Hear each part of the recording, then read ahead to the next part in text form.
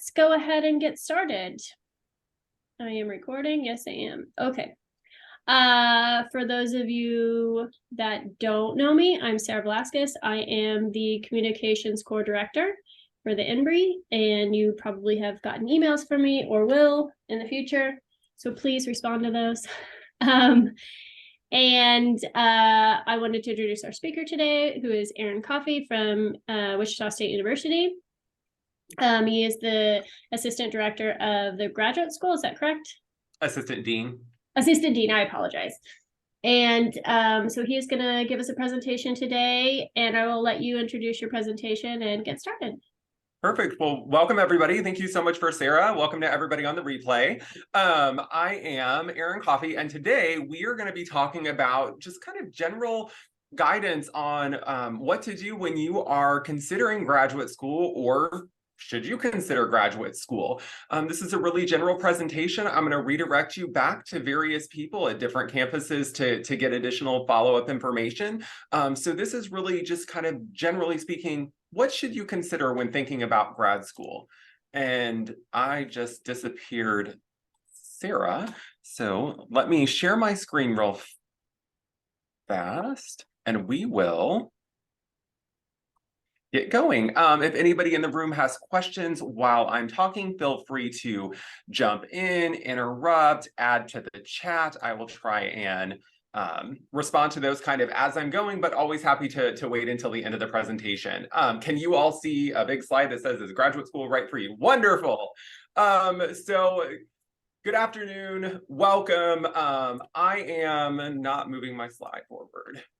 I am Coffey. I am the Assistant Dean of the Graduate School here at Wichita State University. And if you're like me, when you go to listen to someone speak, I always ask, why am I listening to this person speak? Are they going to give me some valuable insight on the topic that I'm listening to? And so this is my little quick shot of doing that. I am, as Sarah said, the Assistant Dean of the Graduate School. I am a first-generation college student.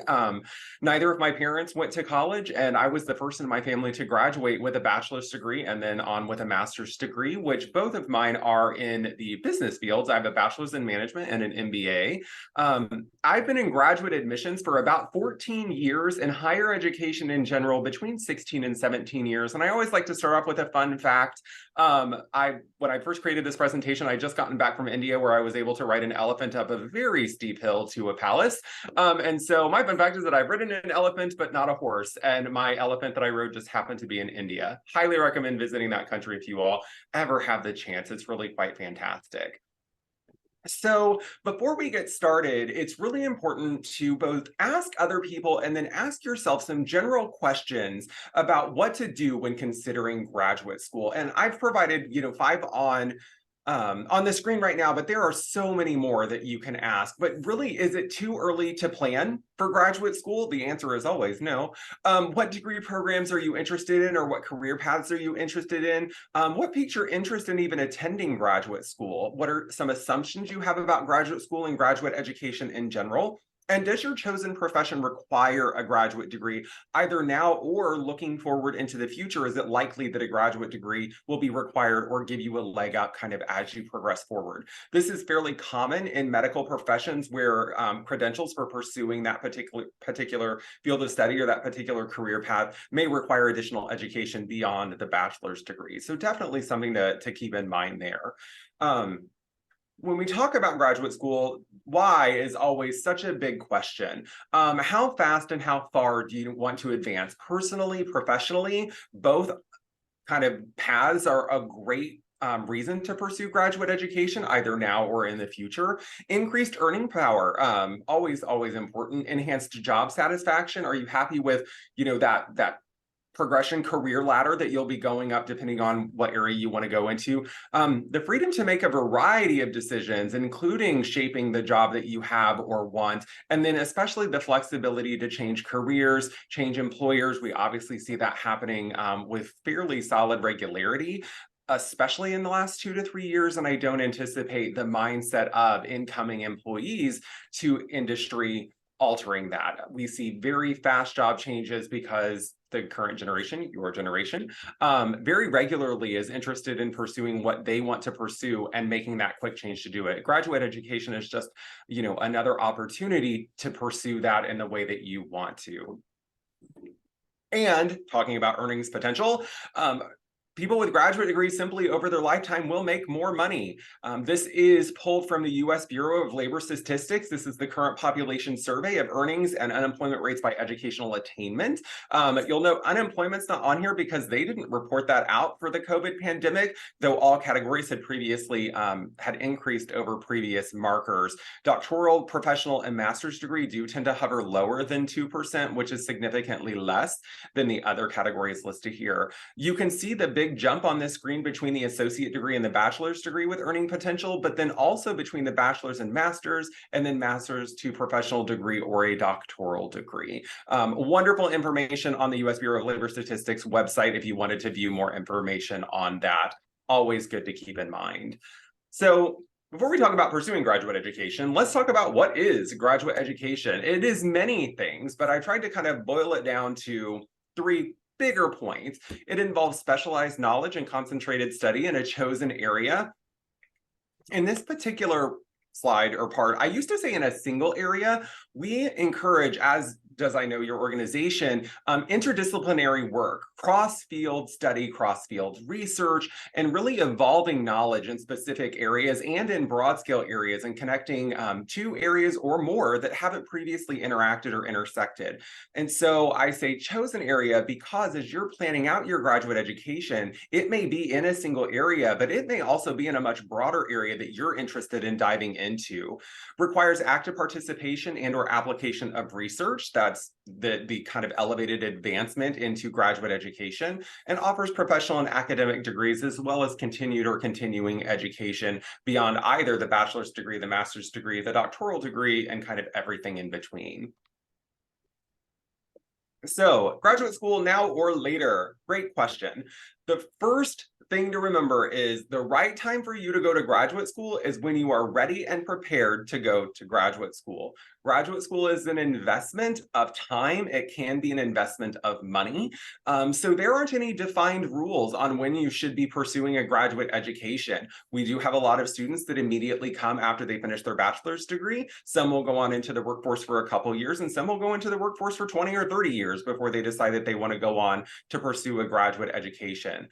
Talk with your faculty, prospective students, employers, or prospective employers, and then current students, just to get a better understanding of what programs might be looking for when you're considering a graduate education. Like I said, taking time might be appropriate depending on the profession that you want to go into or the degree program you want to go into. This can be very important, especially if you plan to pivot from what your undergraduate education major was in to what you want to pursue at the graduate level.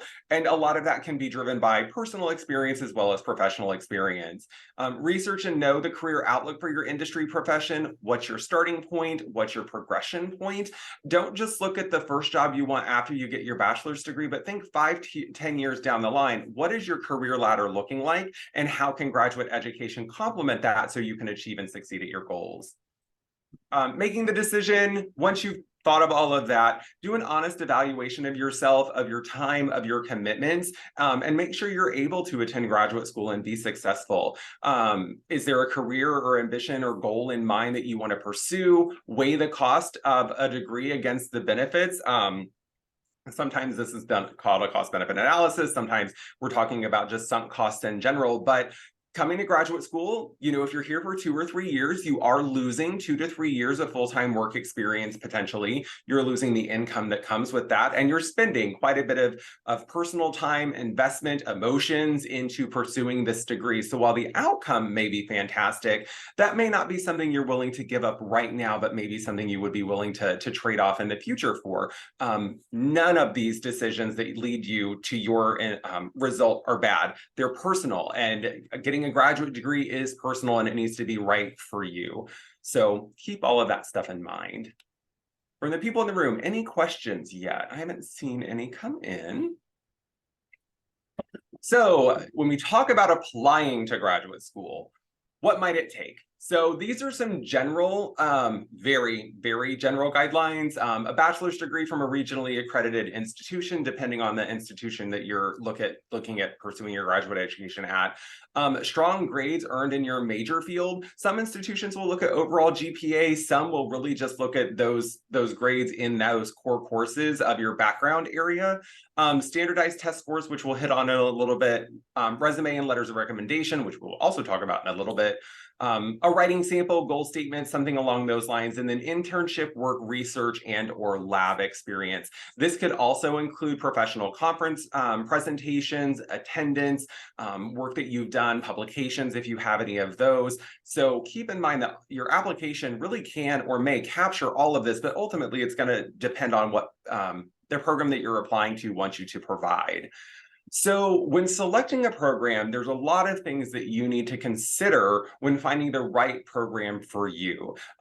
Is it the type of institution that you want to attend? Are you looking to attend a private R1 institution? Are you looking at attending an institution that's very, very strong in job placement after graduation? Are you looking at an institution whose time to degree completion for their students is relatively short and that you have very focused one-on-one attention at the master's level with an advisor and at the dissertation level with your dissertation chair or dissertation committee? What's the size and location of the school that you're interested in attending? I know a lot of the schools on the call today are within Kansas if you are outside, but some are very large institutions, some are quite small institutions. Is that something you want to consistently go with whenever you pursue your education at the graduate level? And do you want to stay at the same institution that you're at? There are some faculty that don't find that to be as valuable as other faculty, or really kind of view it as detrimental. So make sure you're having conversations with faculty in those areas if you are considering staying at the same institution. When we talk about reputation, we can be talking about a multitude of things with reputation. We could be talking about the institution's reputation. We could be talking about the program's reputation, or even your advisor's reputation.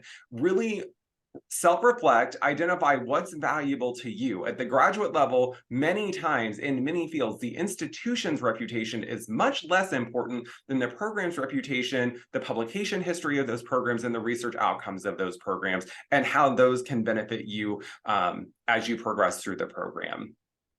And do they have a significant number of faculty that you're interested in working with? The program's funding and facilities. If you are considering a program that's not within, kind of the area, I would definitely give yourself some time to go and visit that campus that you're interested in applying to. Like I said, it's long, it's expensive. Definitely, it is an investment. The selectivity of the program. I'm going to use probably an interesting analogy because the Chiefs just won the Super Bowl, so football is top of mind. If there is a program that's looking for a quarterback and you are a defensive lineman, then applying to that particular program is not going to bring you any benefit. Because even if you're a wonderful applicant, even if on paper you look fantastic, if you're not bringing the skill set to what they want in their next admitted student, they're not a good fit for you. You're not a good fit for them. When we talk about selectivity, we're not just talking about the competitive entry into that program. If we're talking medical school, yes, we're looking at thousands of applicants for a couple hundred admits. That is a different kind of selectivity. Even within that large applicant pool, there will be indicators of things that we're looking for. Are we representing our diversity goals? Are we representing rural populations versus urban populations? Are we looking for people who are interested in rural serving careers post-graduation versus kind of an indifference to where our graduates go? There's a lot of things to go into selectivity that's very program and institution specific. So make sure you're asking that question and looking into that. Course listings is such an interesting thing to put on here. If your graduate education, I'm going to use MBA as an example. If you're looking at pivoting to a managerial role, MBA programs are not a dime a dozen. Yes, there are a lot of them, but the curriculum within those programs is quite broad. The advisors of your organizations on each of your campuses within those fields can talk about the depth that can occur, in a major like biological sciences or biomedical engineering or kind of anything like that, health administration, and any of the health professions. So keep that in mind as well. The social climate, the actual climate, if you are successful in the winter, move north. If you are not, probably don't.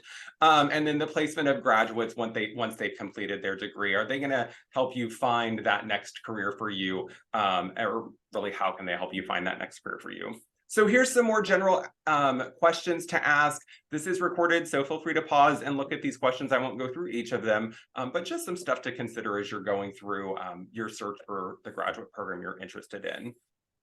More importantly, let's talk about what graduate education is or leads to. So there are a lot of ways to consume graduate education. Once you've finished your bachelor's degree, there are so many different paths to go to really complete graduate level education to continue your own lifelong learning. You could apply as a non-degree seeking student at many institutions and take individual graduate courses if there's a specific field or course that you didn't complete as the undergrad that you want to continue on with. We have graduate certificates available at many institutions, which I kind of refer to more as kind of like an undergraduate minor. It's just a small snapshot of courses, usually 4 to 6 courses that lead to a specific credential. Then you have your traditional master's degree, a professional degree, which can be a master's degree. It can also be a doctoral degree. They tend to be more defined and less research focused. And then your traditional doctorate, your PhD type program, which depending on the field of study you plan to go in, can take anywhere from 4 to many, many more years. I know there are some humanities fields that consistently take between 6 to 8 years to finish their doctorate degree. Plus you have to factor in, postdoc stuff as well. If you're interested in doing research though at the graduate level, there's no hard and fast rules on what is or is not level specific research, but we kind of boil it down to this. If you're interested in a research-based master's program, those tend to be associated with support or assisting roles in research labs, really helping faculty move their research forward, though you may have some independent parts to play in your own research initiatives. A PhD is associated with a lead role on a project or a research team. You are asking a specific question that you want to research the answer to. So while you may be complementing a faculty member's research, ultimately the end product should be your research. What's going to lead to your dissertation, your future publications, and that can be as the lead or as the co-lead on those particular things. Definitely talk to your faculty if you're interested in doing a PhD. There are a lot of nuances to pursuing a PhD. So if I don't see any questions yet on those particular aspects of really what we can call preparing to apply to a graduate program, really things that you should take into account and consideration. So now let's talk about the application process. There are many application processes. Each program will be uniquely different. So make sure if you're applying to 4 to 6 different institutions that you're really researching what each process is for each program that you're applying to, because they can differ greatly. Request information early, schedule a campus visit early, contact faculty in that department that you're interested in doing your graduate education with, especially if you're focused on research. Apply early. We love early applicants. Doesn't mean you'll get a decision early, but definitely consider applying early and pay attention to application deadlines, priority and otherwise. A lot of times there will be different deadlines for admission and for funding or assistantship funding, grant funding, fellowship funding. So keep all of that in mind too. There are a lot of deadlines you may need to be managing as you're finishing, usually your senior year of your undergraduate degree. Know the application requirements, and we're going to go over most of these in the next part of the presentation. So the application forms, this is the application for admission. You need to complete all the required questions.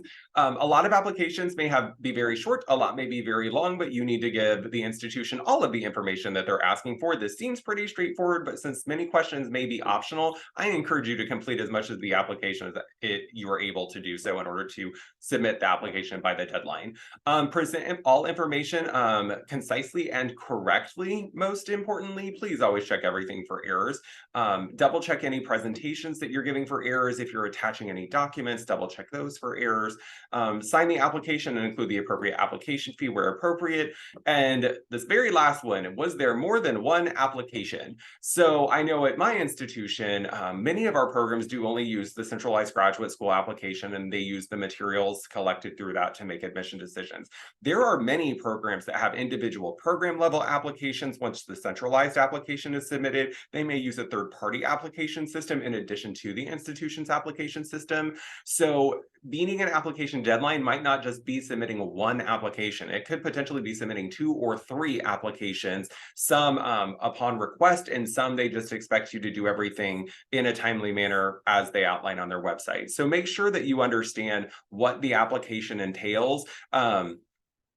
When we're also talking about deadlines, it's very important to know if they're just looking for an application submission by a specific deadline, or if they expect to receive all of the application materials as well by the deadline. That can be pretty detrimental if you're trying to meet the application deadline by submitting the application by the deadline, but then you have to request transcripts be sent, so you're not going to meet the deadline regardless. Application fees can be quite expensive, so make sure that you understand that entire process before you start. Letters of recommendation, one of the most controversial parts of an application, because they are typically the one thing that the applicant does not have control over being submitted. Everything else, typically you as the applicant can provide or get into the application itself or to the institution. The letters of recommendation, though, are provided by a third party, typically your research faculty, a faculty advisor, depending on the program that you're going into, an employer. But these are kind of a tricky area and require the most planning. When applying, make sure you understand how many application or letters of recommendation are needed for the application. Request that number. I don't ever encourage people to go above and beyond with recommenders. If the program requests 3, provide 3. Don't provide 4. They may only choose to look at the first 3 that are provided, and then you've wasted that 4th recommender's time, and the committee then has to exclude things that you've provided versus looking holistically at the entire application packet. Select qualified individuals. Some programs will explicitly state who they want recommendations from. They may want it from a lab supervisor, somebody who's familiar with your research experience, a faculty member you've done research with. So make sure to look very closely at who the recommendation needs to come from. Provide sufficient time for submission of a letter of recommendation, including their writing the letter of recommendation. I encourage applicants to notify potential recommenders or kind of seek permission to use them as recommenders as much as 8 to 12 weeks ahead of time. And then once you know that you're going to use them as a recommender, about 6 weeks ahead of time, let them know that you'll be including them so that they have ample time to write that letter and complete the form that'll be sent to them, typically from the institution, to provide that. If you are requesting a letter of recommendation be mailed, use standard forms and envelopes if provided. Especially if, and I just realized envelopes is spelled wrong, especially if they will be mailing that letter of recommendation, you should give them an envelope with a stamp on it that's already addressed to who it needs to go to, as well as the conditions of what need to be included in that letter when it is mailed. Give references, information about the program. This could be information about the research you're interested in doing with the program, information about the faculty member that you're hoping to work with, about your research topic or question, and then the university and program as a whole, which can typically be pulled from the website. Don't ever hesitate to reach out to a program at an institution to get more information if you need it. We do try to front load our websites with as much information as possible, but especially for doctoral degrees, as you're really looking at working with specific faculty member, always contact that faculty member to see what they may be looking for. And don't forget, recommendations take a lot of time and they take a lot of effort by faculty. Always write thank you notes and show your appreciation to those who are assisting you in getting admitted into a future graduate program. Essays or personal statements, these can be called a lot of different things. I've just picked essay and personal statement. This could be a statement of goals. This could be a career assessment, a research question that they want you to answer, a research philosophy. So follow the directions that are requested for the application. This is kind of one of those big areas where if you're applying to 4 or 5 different programs, you may be writing 4 or 5 different essays to ensure that the questions that the program is looking for are answered correctly. Be succinct when you write these. Don't go on some long narrative. They're going to have a lot of applications to read and a lot of stuff to get through, but make sure you're thoroughly answering the questions. Address the content requirements. Identify what sets you apart from other applicants. Going back to, I'm not a sports person, but we're going to go back to another sports analogy. I was listening to a gymnast give an interview once, an Olympic gymnast, and she really did a wonderful job of saying, you know, when I go out there, I'm not competing against everybody else. I'm trying to be the best that I am able to be and hope that that's the best overall. That's very much how statements are written. Admission into graduate school isn't a competition. The programs know who they're looking for. They know what they're looking for, but they're also looking for a diverse group of individuals to bring into the programs typically, or somebody very, very narrow that will fit a need that they have in their program. So if you and your friend are applying to a program, don't try and compete with each other. Highlight the best of yourself, the best of your skills and abilities, because that's what the committees want to see when they're reviewing these applications. Proofread, double proofread, ask a friend to read it, ask a colleague to read it, a mentor, whomever, but seek feedback from others to make sure that you're being clear, concise, and answering all of the questions that they're looking for. Standardized tests. I realize that standardized tests are slightly controversial. People don't like taking these. There's a lot of programs that are getting rid of their standardized test requirements, though certainly not all. So if you want to take a standardized test, the first thing you need to do is know which test you need to take. There are a lot of standardized tests. Some are very broad, speaking of the GRE. Some are very, very narrow, something like the MCAT, which is specifically for medical school admissions, or the LSAT, which is for law school admissions. So keep in mind, what do you need? Do you need a test? Are you required to have a test when you apply for admission? And if so, do they need official scores or unofficial scores when you submit your application? Locate the nearest test prep program. We will talk about those in just a minute. Collect test guides and do practice tests. A lot of times your local library will have test guides that you can use. Those can get, well, all of this can get really quite expensive. So make sure you're taking advantage of those free resources. And then really you should complete the test. You should take the test 3 to 6 months prior to the application deadline. And that's just so you have everything ready to go when you go to submit the application. But don't take it too early, and we'll talk about why in just a second.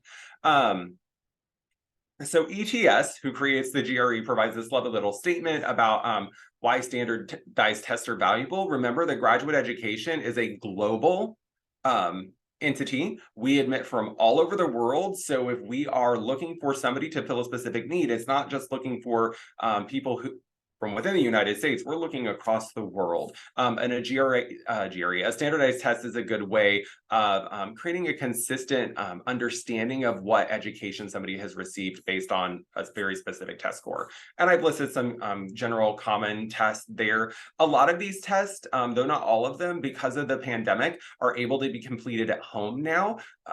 I'm not sure how much longer that will last, but definitely take advantage of that opportunity if you can. Your level of comfort with both your environment and the test will definitely impact your score that you get on that exam. The same programs at various schools have different consideration requirements. Some will tell you what their average benchmark is for a standardized test upon admission. Others will not. Attempt to find the following information if it's available, but just keep in mind that many will not find this or will not provide this information on their website simply because they don't want to. Big note at the bottom, these test scores expire after 5 years, meaning we as an institution can't authenticate test scores after 5 years. Some programs will only accept test scores that have been completed within the last 2 years. So keep that in mind. I always encourage, especially if you're thinking down the road within the next 5 years, graduate school may be right for you.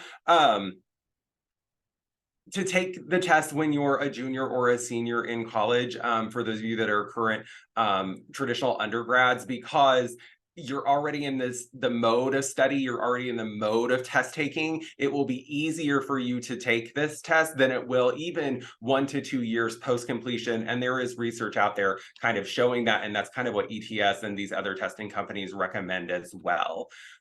So when we're talking about tests, we have to talk about preparing for the test, because there's no point in taking the test if you haven't prepared for it.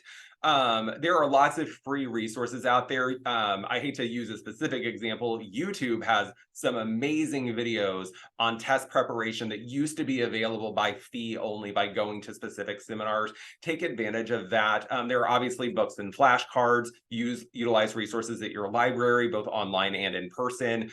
Test prep courses by third parties. These can be great. Do know these can also be outrageously expensive. I've seen some as little as $700 to $800 for a Saturday course, and some upwards of $2,000 to $3,000 for kind of a 4-weekend sequence. So keep that in mind. It just depends on how much you want to invest in this one aspect of your application. Under this tip, this is super important. At minimum, you should plan to spend 3 to 4 months or more prepping for the exam in a structured way. Much like you would treat a class, you should treat test prep like that. You're creating specific deadlines for yourself. You're doing a certain amount of work each week leading up to taking the practice exams that you're taking. You're taking the practice exam in the same way you would take the actual exam. And the three main reasons are listed: content, understanding, and speed. The biggest thing I can tell people about these standardized tests is the test is measuring how well you can do in a structured way on the test. One of the biggest kind of inhibitors to success that we see people who don't prepare for these exams is they don't understand how to take the exam. These exams are very unique. They're not like traditional course tests that are just that A is right and B is wrong, and so you get a 50%. This could very much be an A is right, a B is wrong, and then the next question that you answer really predicts your score more. So if the first question you answer is right, you go up 10 points. If it's wrong, you go down 10 points. And then the next question, if you get the second question right, you may go up 10 more points. Or if you got the first one wrong and you get it right on the second go, you may only go up 5 points. So there's still a difference there. We're looking to standardize the score that you get on that exam, so keep that in mind. And there are typically multiple parts to the exam. If you haven't taken a math class in a while, the quant section can be specifically challenging depending on the test, so make sure that you've studied and prepped for all of that. Wonderful resources. Don't get worried about taking the test. They can be quite expensive, anywhere from $100 to $300 each time you want to take it, so just keep that in mind. Any questions before we go on to interviews? Perfect. So interviewing. Some of you may have interviews, some of you may not have interviews at all, some of you may have individual interviews, some of you may have day-long interviews, depending on your program. At an interview, review your before your interview, sorry, review your application that you've submitted. Some programs will tell you what to expect on the interview day. They'll give you an outline. They'll tell you, kind of prepare you slightly with what questions you're going to answer. Sometimes it's with one person. Sometimes you'll have 4 different interviews on a specific day in group settings and in individual settings. Prepare some questions that you want to ask for the program. Very similar to a job interview, you should always go in with a lot of knowledge that you've already researched, but additional questions that you want to find out answers to. Follow business decorum. This is specifically relating to how you dress yourself before going to an interview. Obviously, the person on your screen right now is wearing a suit and tie. I know personally, I don't present my best self in a suit and tie. I'm much more comfortable in a sweater and a button-down shirt. That's just how I better present myself. But if I was going to an MBA interview, I would likely wear a suit and tie because I know that's what that industry expects. So talk to your faculty mentor, talk to your faculty advisor, and just see their guidance, as well as contacting the program prior to the interview. Be mindful of nonverbal cues. How people perceive your interest or disinterest is not always based on what you say, but sometimes what you do. And then practice with friends. Always practice with friends before interviews, whether you're applying for a scholarship, a fellowship, or admission into a graduate school. Practice always makes better. Never strive for perfect, because you'll just stress yourself out. Funding a graduate education. There are lots of ways to fund a graduate education. If you're a domestic student, there are unique opportunities you have. If you're an international student, there are slightly fewer opportunities that the federal government in the United States provides you for those efforts. Fellowships are some of the best ways. There are also some grants available, but not many. But fellowships typically have fewer requirements for the person receiving the fellowship. Some fellowships are short. Some fellowships can cover your entire education, and some will cover a partial amount and some will cover a full amount. So fellowships are typically awarded by either external agencies to a specific school that you plan to attend, or by the institution itself. So research fellowship opportunities and definitely contact the institution's department to see if fellowship opportunities are available. Graduate assistantships are kind of an exchange of work for funding. So most assistantships are within a set amount of time frame. There are research assistantships, teaching assistantships, just general student staff assistantships.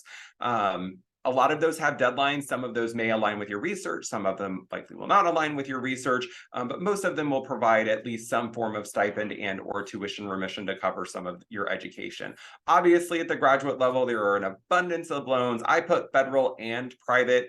Always, always, always personal recommendation, not Wichita State University's view. Go with federal loans. They're more secured, they're more stable, and they have so much better repayment options. Even if you didn't have loans at the undergrad, which is phenomenal if you were able to get through your education without those, but the protections that come with federal loans within the United States are so much greater than private loans. Obviously, some of you may need to get private loans, but always kind of max out those federal loans first before shifting to private loans. Obviously, you can pay out of pocket if you are not going to graduate education full-time, and we haven't talked about full-time pursuit of an education versus part-time. There are both. Depending on how many courses you take, funding opportunities may not be available and you will need to pay out of pocket. So keep that in mind when you're picking the program that you're going to. I know in Kansas specifically, even our most expensive public schools for in-state residents are only a fraction of the cost of many coastal private schools. We're talking about getting a graduate degree for 25 to 30,000 versus getting a graduate degree for 80 or 90,000. So keep that in mind as well. Cost is definitely a big barrier that has to be overcome to pursue a graduate education, because even though they can be relatively short, they also can be relatively expensive. And then obviously, if your employer is willing to fund your education, we love that for you. Take advantage of all of those opportunities. Sometimes it's for a portion of the education or the entire education, but certainly take advantage of those. So starting your graduate education early, this isn't available all institutions. This slide is specifically Wichita State University focused, but I know most of my collaborating institutions that are on the call today have these same opportunities as well. Dual or accelerated degree programs allow you to start a graduate degree early. Institutions may call them a variety of different things, but really it's taking courses for both undergraduate and graduate credit at the same time in a very structured way. This is very program specific. We at Wichita State have something called Senior Rule. I know it's called different things at other places, but essentially this is taking graduate level coursework while you are an undergraduate student prior to completing that bachelor's degree.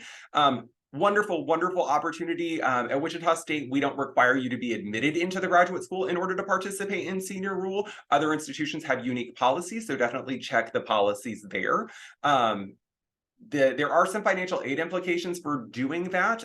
So make sure to check with financial aid too if you're doing that. And then undergraduate research, we obviously want you all doing research if that is your end goal, and it really should start at the undergraduate level. If you can take advantage of honors opportunities, do that, but really participating in an undergraduate research lab, doing a summer research experience, doing a summer internship that involves working in a research lab, or anything research related that will move your really your future career goals forward or closer to your grasp is wonderful. And it can and really sometimes should be a combination of a lot of different experiences. Something I don't mention on here that I encourage all students to do as undergrads, because it always looks great in an application, is a study abroad experience. Really diversifying not only the experience that you receive at your home institution, but really kind of the global experience you receive when pursuing your undergraduate education is really critical to showing your opportunity for growth and advancement within a specific field. So take advantage of that and talk to your own campus representatives about those opportunities. And in general, once you get admitted, yay, congratulations, strategies for success. Know yourself, identify funding, be organized, get to know people, and schedule personal and family time as needed. And that's all I have. I hope I didn't talk too quickly, but let me stop screen share. And I will be happy to answer any questions, or for any of the campus representatives, if you all have a topic that you would like me to expand upon or kind of talk about further, I'm happy to do that as well.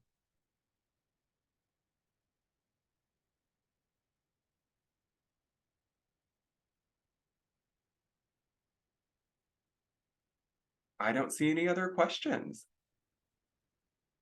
Ooh, I'm getting thumbs up. That makes me happy. Yay. Well, then, Sarah, I will turn the meeting back over to you because that's all I have. That was great. I appreciate you coming and presenting to us today. That was good information. Most of our students probably will go on to some sort of graduate school, so that was useful. And I will definitely tell them to reach out to their own graduate schools if they have additional questions, but I appreciate it. It was great. Yeah, and Sarah, I just want to say one more thing. While I was so happy to receive this invitation, as a graduate admissions professional, graduate enrollment professional, I obviously want to know my institution. All happy to have students encouraged to pursue a path that's going to lead to their best success, even if it's not at my institution. We tend to value and appreciate graduate education as a whole and understand that each institution can't represent and meet the needs of every single student that we have and educate at the undergraduate level, and that it apply to us at the graduate level. So if your students are looking for a place to find their next opportunity, we're always happy to help connect them internally and externally to opportunities, as long as it will help them meet those future goals. Great. And I know that we have several students that are also first generation students. And so your personal experiences might be useful to them also, continuing to graduate school. So I appreciate it. Absolutely.